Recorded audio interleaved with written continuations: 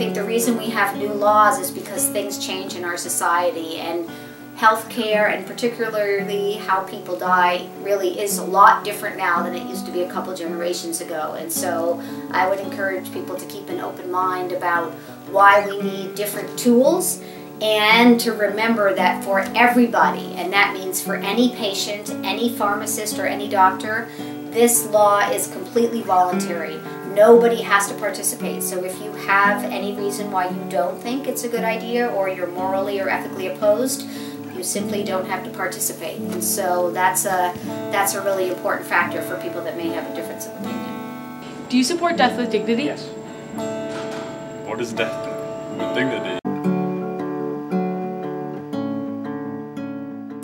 Well, essentially that bill sets out very careful guidelines that allow an adult, terminally ill, competent Vermonter who has a terminal illness with less than 6 months to live, the ability to begin a process that would allow them to request from their physician medication that would allow them to hasten their death if they reached a point in time where their suffering was considered unbearable.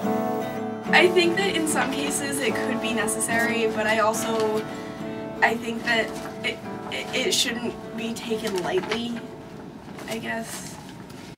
So there are standards in the medical profession that allow us to ask specific questions of a patient to make sure essentially that they understand what they're asking for and the consequences of, and that we feel that they're of sound mind when they're doing so.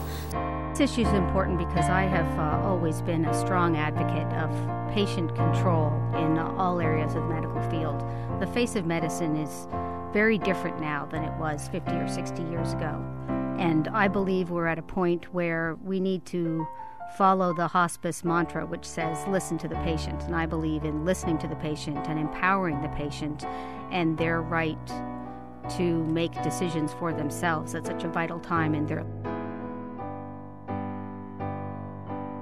I think that people mistakenly believe that this bill will have a negative impact on other people living with disabilities. For example, you often hear people say that this means we value people less when they're very sick, and we're going to encourage them to end their lives sooner when we should be encouraging them to live their lives as long as they can.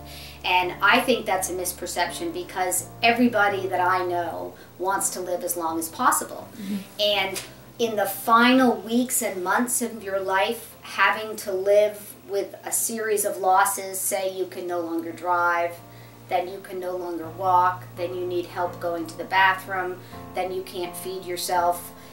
When you're very near the end of your life, that is a very different situation than, let's think of a young person perhaps who was born with cerebral palsy, or born with a condition where they can live and learn to adapt to and have a very, very productive and valuable life with disabilities. So I wish that misperception could get cleared up and people would understand that those are really two different kinds of people.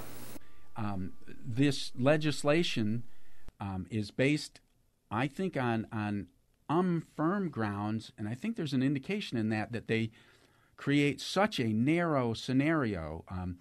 The doctor is removed from liability. They can make a prescription and disappear. There's no control over how that's administered. Theoretically, it's only done by the individual. It rules out, although this is supposedly listening to the patient's choice, if the choice were another means of committing suicide, this is, I guess the proponents think that this is the only one that's viable.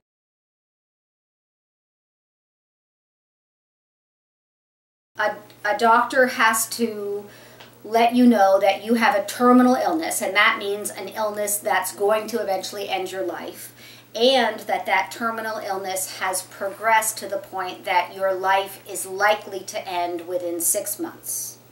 So those two things have to be true. You also must be 18, and as we've talked about before, you have to be capable of understanding the repercussions and the implications of taking the medicine, and you have to be a Vermont resident, and the doctor has to practice in Vermont. And then what happens is that you go through a several step process to assure that you are clear in your thinking and that you've had time to carefully consider the options.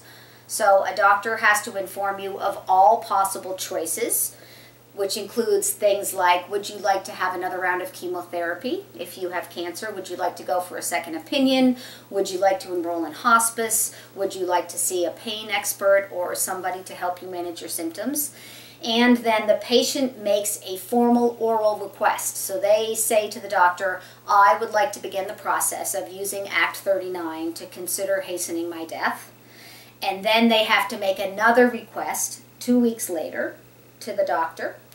And then the doctor has to remind the patient that they can change their mind at any point. And just because they start the process, they don't have to finish it. And then there has to be a second opinion. The second doctor who verifies that the illness is terminal and that the patient is likely to die in 6 months. And then the patient has to make a written request. So they have to put something in writing that says they'd like to access the law. And that written request has to be witnessed by individuals who are not family members of the patient or don't have any financial interest in the patient's death. And so then when all of those things are completed, then there is another 48-hour waiting period that the doctor has to complete the paperwork and to be sure that all the steps have been completed. They then can write a prescription and notify the Department of Health that all the steps have been followed. And then the doctor has to contact the the pharmacist directly and tell the pharmacist that a prescription is being written for this purpose so that they know what's going to happen. So those are the basic steps. So it's quite a long process with, I think, ample opportunity for people to reconsider and think and ask questions and make sure that they're informed. Do you support death with dignity? I don't really know. I don't really have a viewpoint on it. I think, yeah. Okay.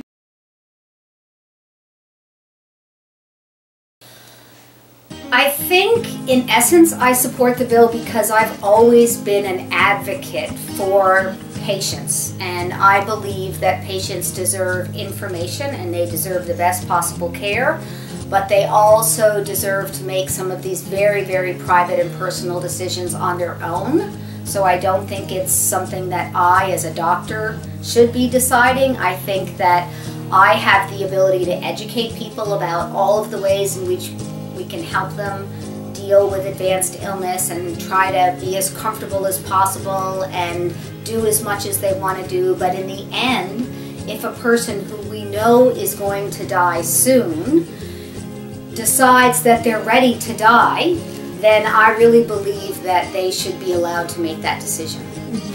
The other important thing that I can tell you, and there's a lot of different studies about this, is that if you ask people what's important to you at the end of your life, most people will tell you the same things, that they want to be comfortable, and that means different things to different people. It doesn't mean just pain. They want to be comfortable, they want to be with their family, and they want to be at home. But unfortunately, modern medicine has really changed the way people die. We are so good now at keeping people alive longer and giving them more tests and giving them more medicines that we end up kind of medicalizing the end of people's lives, so that at the end of their lives, people are spending a lot of time in the hospital, not at home where they really want to be.